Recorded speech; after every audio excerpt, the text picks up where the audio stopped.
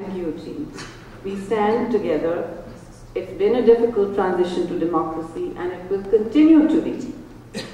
But we must stand committed in our resolve to focus on our goals, which we can define as mutual and convergent, and walk away with the message that I carry from Islamabad is loud and clear. We want to remain friends with the United States, and we want a strong relationship, but as equal sovereigns based on mutual respect and shared values.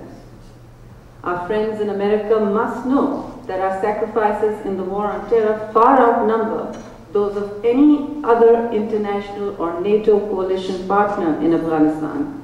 I think we all know this. But I have not come to Washington to bring a grievance narrative.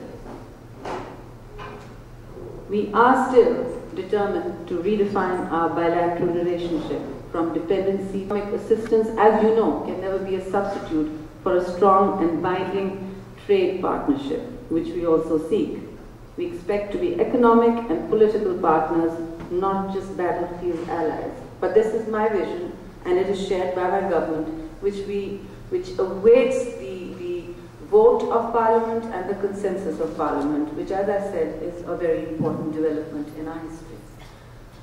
Ladies and gentlemen, no two countries can be friends if their people are not at the forefront of their relations. We want people to be at the heart of Pak-US ties.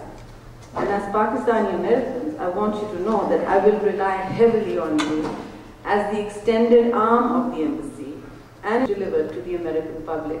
This is not going to be a one-woman show. It can't be that the Pakistani diaspora is one of the most successful expatriate communities in the world. Each year you send billions of dollars of foreign exchange back home, which forms the backbone of our economy. Each year you participate in the political and electoral process of this great country, which strengthens our standing in Washington. These ideas and expertise which only the United States can instill in you. Similarly, your patriotism and strong affinity to Pakistan is reflected in times of need, like when you donated selflessly for the victims of the 2005 earthquake and the 2010 and 2011 floods. None of us have forgotten how the expatriate community came forward in our hour of need in Pakistan and stood up to the plate when it counted. Individually, what worries me, ladies and gentlemen, our doctors, engineers, businessmen, IT entrepreneurs, students have excelled as much as any other community, but we do not find the same successes in our collective efforts. I'm not sure that we will be able to create some new pathways, but I think it is worth exploring the opportunity, and we must mobilize our diaspora just as other ethnic communities have mobilized on the ground all across this country. Now, one of my priorities as ambassador will be to reach out to you specifically to form a Pakistan-American Leadership Caucus, which will form the main vehicle for strategic interventions that we make together to rebuild a new relationship and to promote what I call the new Pakistan, because there is one.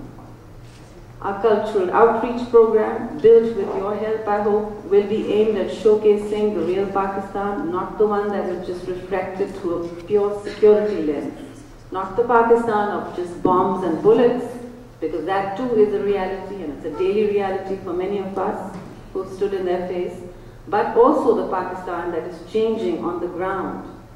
Also the Pakistan which is the most urbanized country in South Asia, the country with the biggest pop music franchises in South Asia, much bigger than our bigger neighbors, the country with the most resilient agricultural sector in the face of natural disasters and conflict, and of course the country with the largest youth population in the world. So how do we transform the demographic bomb into a dividend, which is a cliche, but I think it's an important one. My focus here will be on encouraging also and motivating our youth, the successor generation of Pakistani Americans, people who identify with Pakistan politically, economically, religiously, and culturally, while being successfully integrated in the United States as talented young professionals and business and political leaders. I see our young people as leaders of tomorrow, both here and back home in Pakistan, and I feel strongly that we must invest in them. Last year, the embassy and its consulates held a series of youth conferences in Washington and Chicago. The aim of these events was to encourage young people to share their experiences and guide upcoming students on how they can succeed by embracing the US mainstream while retaining their Pakistani identity. This year, we hope to continue the momentum of these events and host similar youth events in Los Angeles, New York, and Houston, where we have our consulates. I would like to especially mention here that the embassy and its consulates have always remained open and accessible for our brothers and sisters of Pakistani descent who hail from Christian, Hindu, Sikh, or other faiths. I want to assure them that as long as I remain ambassador, they will always be welcome and that their empowerment will be our empowerment.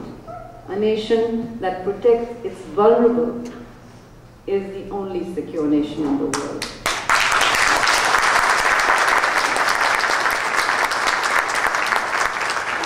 Not to stand between you and your dinner too long, but I feel very strongly that it is through pluralism and diversity that Pakistan must draw its strength, and drew its strength for many years. It is this vision of Pakistan that was conceived and built by Quaid-e-Azam Muhammad Ali Jinnah, and we must not forget it. We must not stand back and let others claim what is the vision of Pakistan. We are the proud claimants of this vision, and we must stand tall to reclaim it. Ladies and gentlemen, Pakistan has undergone a remarkable political revitalization beginning with the elections of February 2008. I know many of you don't think much of that. The elections is an exercise